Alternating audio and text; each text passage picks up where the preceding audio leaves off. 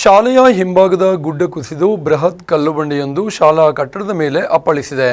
ವಿದ್ಯಾರ್ಥಿಗಳ ಸುರಕ್ಷತೆ ಯಾರ ಜವಾಬ್ದಾರಿ ಎಂಬ ಚರ್ಚೆ ಶುರುವಾಗಿದೆ.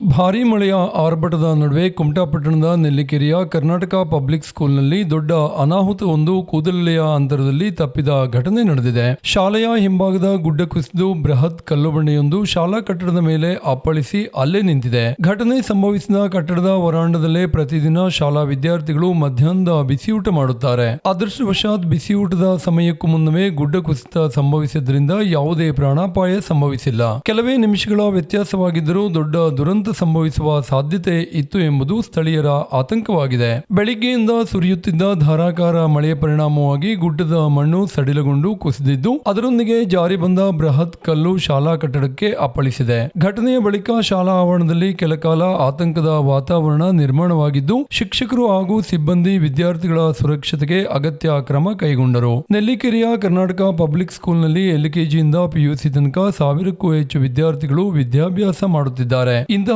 ಸಂದರ್ಭದಲ್ಲಿ ಶಾಲೆಯ ಮೇಲೆಯೇ ಗುಡ್ಡ ಕುಸಿದಿರುವುದು ಪಾಲಕರಲ್ಲಿ ತೀವ್ರ ಕಳವಳಕ್ಕೆ ಕಾರಣವಾಗಿದೆ. ಘಟನೆಯ ಮಾಹಿತಿ ತಿಳಿಯುತ್ತಿದ್ದಂತೆಯೇ ಕುಮಟಾ ಶಾಸಕ ದಿನಕರ್ ಶೆಟ್ಟಿ, ತಹಶೀಲ್ದಾರ್ ಶ್ರೀಕೃಷ್ಣ ಕಾಮ್ಕರ್, ಕ್ಷೇತ್ರ ಶಿಕ್ಷಣಾಧಿಕಾರಿ ಉದಯ್ ನಾಯ್ಕ್ ಸೇರಿದಂತೆ ವಿವಿಧ ಇಲಾಖೆಗಳ ಅಧಿಕಾರಿಗಳು ಸ್ಥಳಕ್ಕೆ ಭೇಟಿ ನೀಡಿ ಪರಿಶೀಲನೆ ನಡೆಸಿದರು. ವಿದ್ಯಾರ್ಥಿಗಳ ಸುರಕ್ಷತೆಗೆ ತುರ್ತು ಹಾಗೂ ಶಾಶ್ವತ ಕ್ರಮಗಳನ್ನು ಕೈಗೊಳ್ಳುವ ಕುರಿತು ಅಧಿಕಾರಿಗಳೊಂದಿಗೆ ಚರ್ಚೆ ನಡೆಸಿದರು.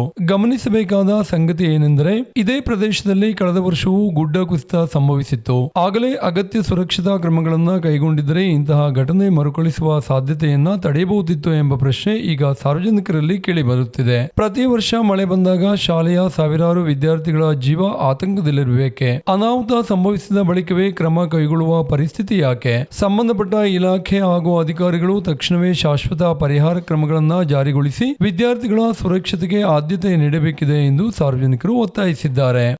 ವಿಸ್ಮಯ ನ್ಯೂಸ್, ದೀಪೇಶ್ ನಾಯ್ಕ್, ಕುಮಟಾ.